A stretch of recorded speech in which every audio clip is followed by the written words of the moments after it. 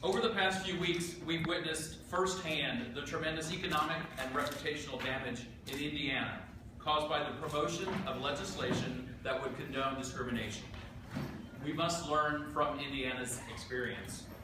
Here in Texas, we face two proposed religious refusal constitutional amendments that would replace the state's existing RFRA law that has served well for 15 years, plus more than a dozen additional bills that would allow or prescribe discrimination against gay and transgender Texans. It's important to note that we're not just dealing with the refusal of service to gay and transgender Texans, but with discrimination in employment, in housing, in government services, and in some cases being turned into criminals for using the restroom. Our speakers today have multiple reasons for opposing discriminatory legislation in Texas, including concerns about civil liberties, the erosion of local control by municipalities to govern themselves, and damage to the Texas economy and the state's reputation as a leading business environment. At the end of the day, nobody should be turned away from a business, denied service in a restaurant, or evicted from their apartment simply because of who they are. At this time, it's my honor to introduce Senator Rodney Ellis. Thank you all for being here. How was that game last night? I think Texas would be a good headquarters of the NCAA. But on to the subject matter at hand. Chuck, thank you for introducing me. We all see freedom of religion as one of our most fundamental rights as Americans. Texas already has a Religious Freedom Act, as he stated. The Freedom Restoration Act passed in 1999, might I add. It was signed by then Governor George W. Bush. I voted for it, as did every member of the Texas Senate at that time. I'm not sure to vote in the House. As he stated, for more than 15 years, this law has worked to protect religious freedom for all people in Texas. It includes carefully crafted provisions that many of us had a hand in working on, that ensure that individuals can't use religion as a weapon to discriminate and harm others, or to ignore laws that everyone else in Texas has to obey. There's simply no good reason to pass these proposed constitutional amendments, SJR 10 and HJR 125, and throw out all of the protections that keep some people from abusing laws that harm others. We've all seen the uproar in Indiana, as well as the uproar in Arkansas, over new laws that would give the right to use religion, of all things, as a weapon to discriminate against others, especially people in our LGBT community. There's absolutely no doubt that passing these amendments would bring the same uproar and condemnation to Texas, and I would help it.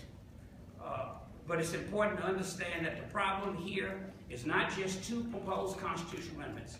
My count is not 16, Chuck. My count is that there are 18 other bills that would harm LGBT families and paint Texas as unwelcoming and intolerant. These other bills would also allow the use of religion to discriminate.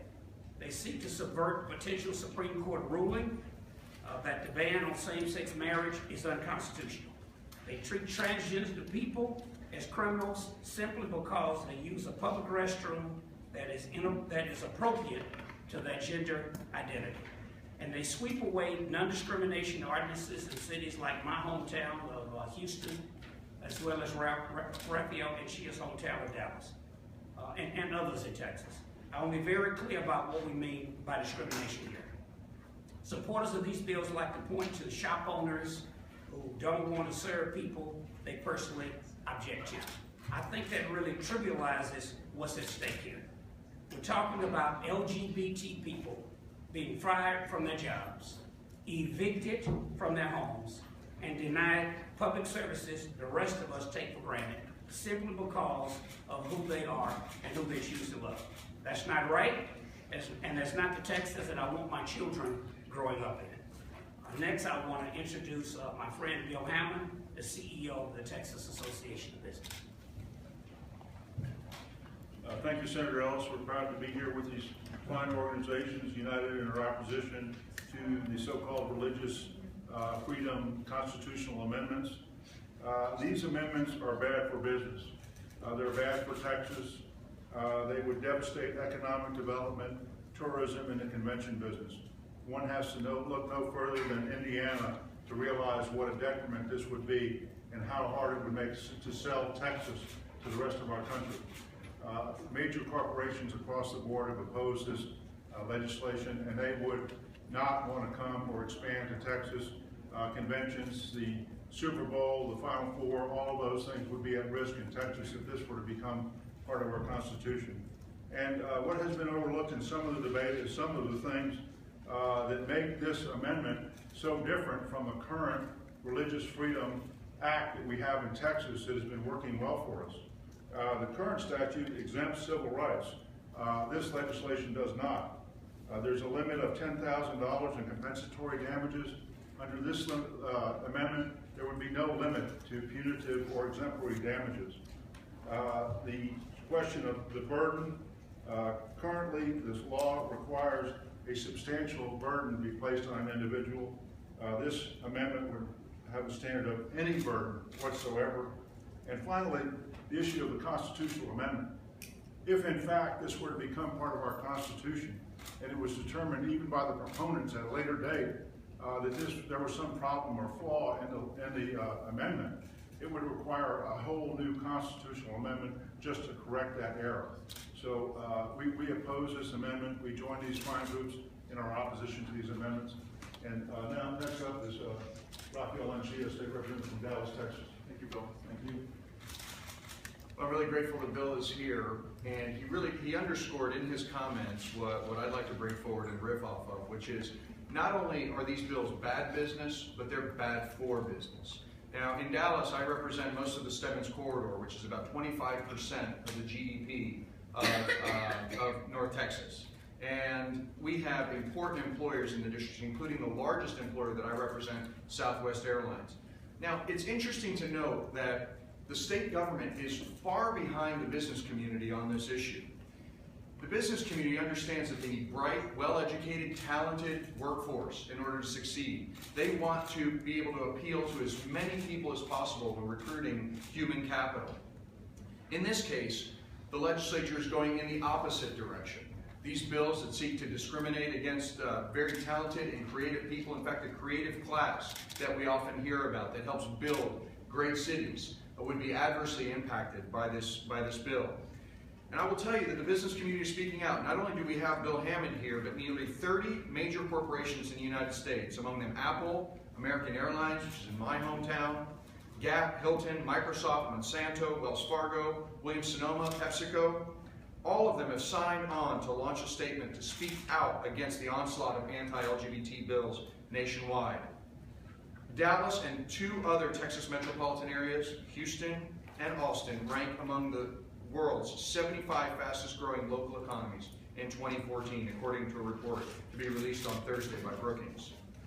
But how long will that last if we send the message that we don't care how talented you are, we don't care how creative you are, we don't care how much you have to offer the state of Texas. If you're a member of the LGBT community, we don't want you here. And that's what these bills do. They send that signal. In a Gallup survey conducted by George Mason University recently, the 2 most important aspects of what makes cities great are physical beauty and openness to different kinds of people. Our policies should ensure that Texas is a state where nobody is forced to choose between who they are, whom they love, and what they believe. This proposed legislation would undermine or even sweep away non-discrimination ordinances, as Senator Ellis said, in my hometown, like Dallas, and by undoing these protections, the legislature would be sending a message that local control isn't as important as some people pay lip service to. They would be saying that to the rest of the country that discrimination against our neighbors, our friends, our family members is more important. My own city and many others across the state have decided that this kind of discrimination and the legislature shouldn't undermine our city's economic well-being and our citizens' civil liberties. So I'm proud to join the many members of the legislature here, the Texas Association of Business, and the business community, by and large, in Dallas, in speaking out against these harmful bills, because they're bad for business. Good morning. My name is Rebecca Robertson. I'm with the American Civil Liberties Union of Texas. And for 75 years since our organization existed in Texas, it's been our job to defend religious liberty. And so I'm here this morning to tell you that our RFRA is working. I know that because as a lawyer, it's part of my job to defend people of faith from government overreach, and our RFRA has functioned very well for 15 years to help with that. Our religious liberty is literally the first guarantee in our Bill of Rights, literally the very first freedom guaranteed in the First Amendment. And the people who propose that these amendments to our state constitution are necessary because religious liberty is under threat are wrong. I know because we represent people of all faiths in lots of different contexts, and we rely on our RFRA to help us defend their rights. As you heard from the other speakers, there's a careful balance in the RFRA as it is on the books right now. On the one hand, it's a very strict standard for courts to review government action that infringes on religious liberty. It has to serve a very compelling government interest, and it has to be very narrowly tailored. But on the other hand, there are important protections in the law that preserve laws that are meant to protect everyone, like our civil rights laws, like our zoning and other municipal ordinances that are needed to make our cities livable places. And there's just no reason at this point to undo that careful balance and to shift the balance so that people of faith would then have the ability to opt out of laws that are meant to protect everyone. That's why we stand in opposition to this, because we know that it isn't needed. So next is Kathy Miller from Texas Freedom Network. Good morning, everyone. I'm Kathy Miller, president of the Texas Freedom Network. We represent more than 100,000 religious and community leaders united in support of religious freedom and individual liberties. I'm honored to be up here today with these organizations and these legislators, and I want to make it clear that every person up here believes that religious freedom is one of our most fundamental rights as Americans. That's why it's protected in the United States and Texas constitutions, and why Texas adopted our own RFRA in 1999. But using religion as a weapon to harm others with whom you disagree isn't religious freedom. It's discrimination, plain and simple. And while the authors of the 2 RFRA amendments filed in Texas have tried to minimize the harm their bills would do, when a person experiences discrimination, when they're evicted from their home or fired from their job, there is nothing minimal about that harm. Just as bad are all the other bills designed to promote discrimination against LGBT Texans. In fact, the bills under consideration this session, taken together, go further than even the irresponsible bills that sparked the backlash in Indiana and Arkansas. The truth is that these bills are bad for business and the Texas economy, as we saw in those states and you heard today. They're bad for the ability of our cities and local communities who are increasingly willing to protect against such discrimination. And these bills are certainly bad for gay and lesbian, bisexual, and transgender Texans who shouldn't face discrimination simply for who they are and whom they love. I want to make one final point. As the head of an organization that does a lot of work with young Texans in college campuses across the state, our work and national polling suggest that this country is seeing a huge generational shift on this issue. A Pew Research Center poll last year, for example, showed that 69% of Americans under 30 support the freedom to marry for gay and lesbian couples. That included 61% of young Republicans. Clearly, these bills are bad for the rising generation of Texas leaders as well. Bad for business, bad for local control, bad for LGBT Texans, bad for true religious freedom, bad for our sons and daughters. These bills are bad for Texas. Legislators in Indiana had to learn that the hard way. I believe legislators, like the ones behind me, are much smarter than that. Let's hope so. Thank you. Do we have any questions? I want you to know who's here. We just call our names out. I'm Ron. Representative Ron Reynolds. Representative Sylvester Turner. Donna Howard. Representative Cecil Blanc from El Paso. Rodney Ellis. Sarah Sylvia Garcia, Houston. Sonia Israel, Austin. Roberto Alonso, Dallas. No, Rafael Anchia, Dallas. Any question? I've got a question for Bill Hammond. Sir. Maybe my memory is not as good as it used to be, but I don't recall ever seeing you standing up here with only Democrats. Are you leaving behind the Republican base on this issue? Well, I don't know. I think that I'm not sure exactly where the Republican base is on this issue. I think given what's transpired in Indiana, many people have awakened to the problems that would result from this misguided legislation. Obviously, the Indiana legislature reacted to it and is trying to make up, but so much damage has been done to that state that it'd be hard to repair it. And we certainly don't want that to happen in Texas. You have not had a chance to talk to Republican lawmakers about this? Well, I've talked to some of the lawmakers about it, and some of them have expressed concerns privately. I mean, perhaps Senator Ellis has. I was going to say that there are a lot of committees that are going on right now. I've talked to some of my Republican colleagues in the Senate, and they agree with me. Doesn't mean that they'll vote with me. You know, around here, once we change the rules, it used to be that 21 would turn into 31 or 27. Now sometimes 19 turns into about 25. But at least some have told me privately that they agree with me. And Rafael, was someone on the House side may have some comment on what your colleagues are saying, at least privately. Yeah, I mean, look, I think we have a solid block in the House among Republicans and Democrats to block this legislation. I don't think a constitutional amendment is going to go anywhere in the House, and I say that very confidently. And it won't just be Democrats who will stop it. I think this will be a bipartisan effort because people are concerned, about the Texas economy and about business. I mean, Bill Hammond doesn't stand up here because he loves Democrats. Bill Hammond stands up here. No, wait a second. I love all the members of the Texas. Bill Hammond stands up here because he loves his members. And his members want high-quality, talented, creative employees. That's the #1 concern that I hear from CEOs in Dallas. I want quality employees, and it's hard to find them. And these bills do nothing to improve that situation. In fact, they make that situation more difficult for Dallas employers. And that's why Bill Hammond's up here. That's why we're all up here. And I feel confident that we will stop this thing in the House. Yes.